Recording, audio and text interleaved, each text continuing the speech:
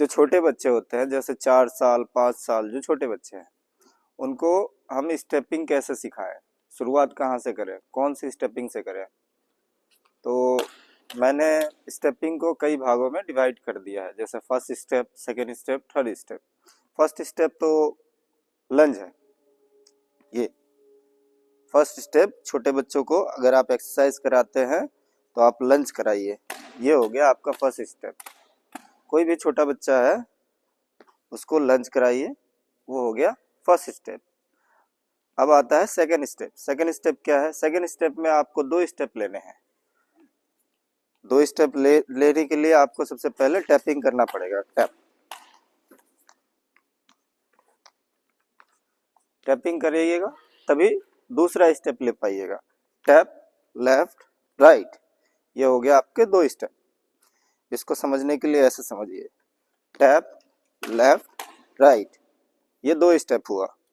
अगर आपको और अच्छे से समझना है, टैप, लेफ्ट, राइट, वापस टैप, लेफ्ट, राइट। आपको 2 स्टेप अगर सिखाना है किसी छोटे बच्चे को तो ये सिखा सकते हैं, टैप, लेफ्ट, राइट। अब इसके आगे उससे 3 स्टेप, अब भागना सिखाएंगे। दूरी बढ़ाने के लिए हमें क्या करना पड़ेगा? Right, left, right. छोटे बच्चे को कराने के लिए हमें एक कॉर्नर जाना है, ये कॉर्नर जाना है या ये कॉर्नर जाना है। मान लीजिए इधर जाना है या इधर जाना है, तो हमें छोटे बच्चों के 3 स्टेप चाहिए। हम बड़े बच्चों के लिए 2 स्टेप चाहिए होता है, छोटे बच्चों के लिए 3 स्टेप। तो टैप, राइट, लेफ्ट, राइट, वापस टैप, राइट, लेफ्ट, राइट। ठीक है, इसी तरह हमें इधर जाना है या इधर जाना है। छोटा बच्चा, टैप, राइट, लेफ्ट, राइट, वापस बैक रनिंग करके टैप, राइट, लेफ्ट, राइट। इसको ज़्यादा कॉम्प्लिकेटेड करने की ज़रूरत नहीं है, आप सिंपल फ्रंट और बैक रनिंग पे कराइए।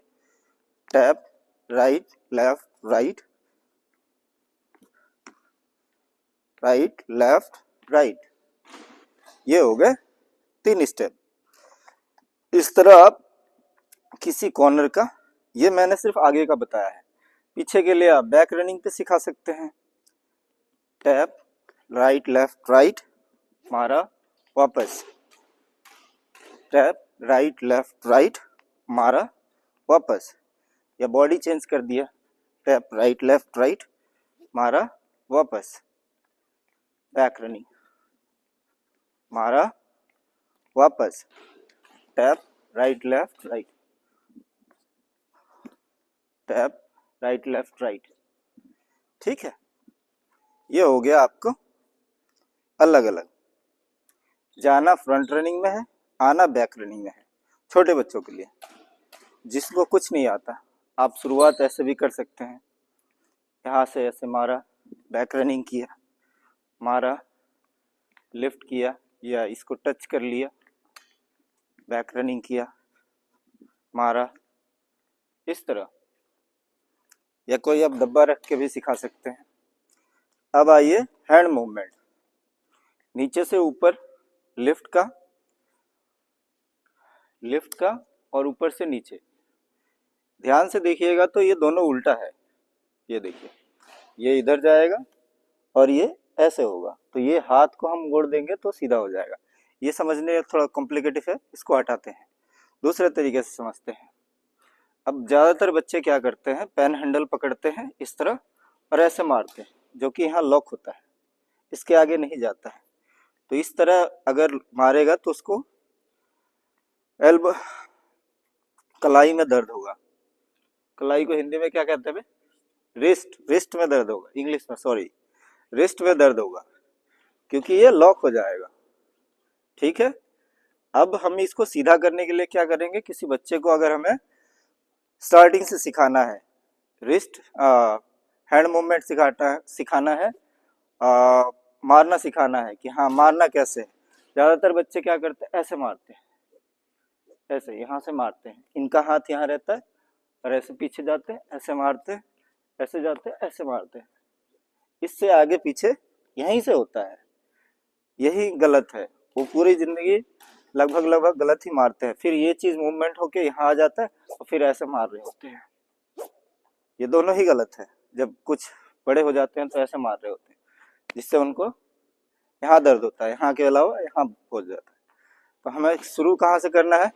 स्टार्ट करना है, हमें रैकेट ऐसे पकड़ना है स्ट्रेट, इसको पकड़ने देना है, पेन हैंडल नहीं पकड़ने देना है, बस इस तरह पकड़ने देना है, जैसे हम नॉर्मल पकड़ते हैं वी शेप में।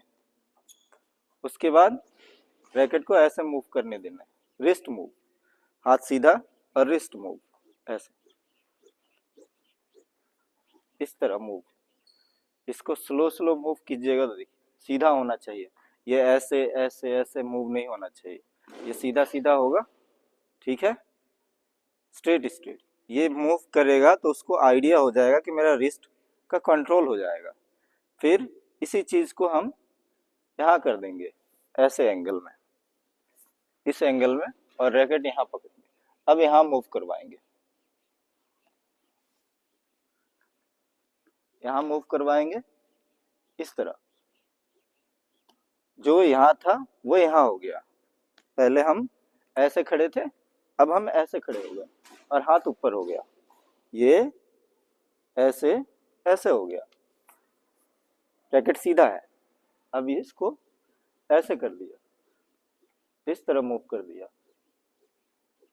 अब बच्चे को यहाँ पे दर्द होगा जब ये करवाइएगा तो ऑटोमेटिकली वो क्या करेगा अपना, आप अगर उसको दर्द होने लगे, दर्द तो होगा ही, जाहिर सी बात है, तो आप उसको हाथ को यहाँ लेकर जाइए। अब इधर से नहीं लेकर जाना है, आगे से लेकर जाना है। अब यहाँ कीजिए, ये सिर्फ रिस्ट मूवमेंट है कि हाँ रिस्ट सीधा कर पा रहा है या नहीं। अगर वो इतना कर रहा है तो अब आप उसको ये पीछे लेके जाने के लिए बोलिए, ये पीछे और फिर ये आगे।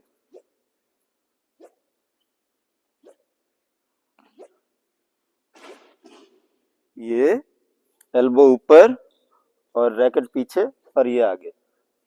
उसको रिस्ट मूवमेंट पता है कि मारना कैसे है, बस इस मूवमेंट को वो पकड़ लेगा।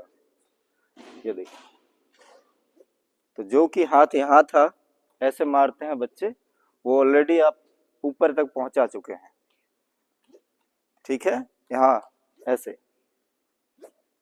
क्योंकि उसको अभी भी यहाँ दर्द होगा। तो उसको खत्म करने के लिए पहले मैंने बता रखा है कि पहला आपको ये करना है, पहले ये, दूसरा ये, दूसरा ये, और तीसरा आप पूरा रोटेट करके मार सकते हैं। पहला ये, दूसरा ये,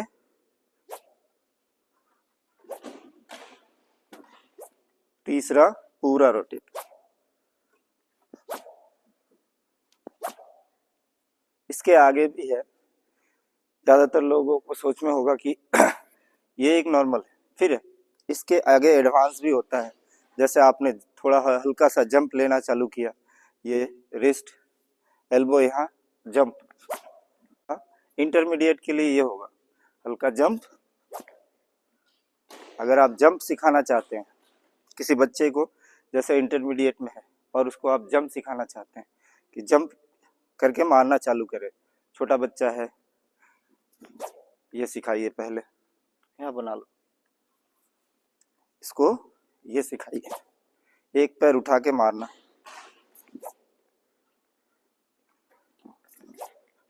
जब ये करने लगे तो आप उसको एक पैर पीछे लेके एक side jump, side jump, side jump. हाँ, लैंडिंग कैसे करेगा? सिर्फ लेफ्ट पैर पे, कुछ ऐसा दिखेगा,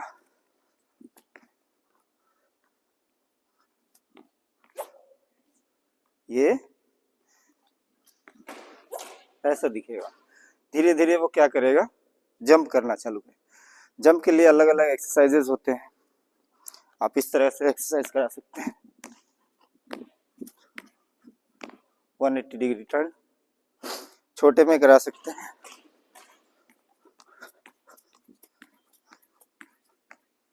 ये एक्सरसाइज, फिर और भी एक्सरसाइज है।